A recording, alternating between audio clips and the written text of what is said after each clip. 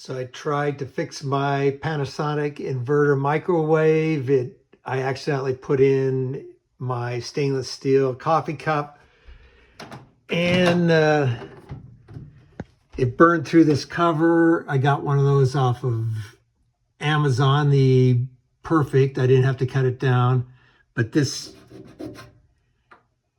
looks like it's arced. So it worked for about another 2 or 3 weeks, and now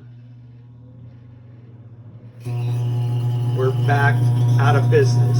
It does heat up pretty good, even though it looks like it's going to melt the whole thing down. A little smoky there. Yeah. Still working.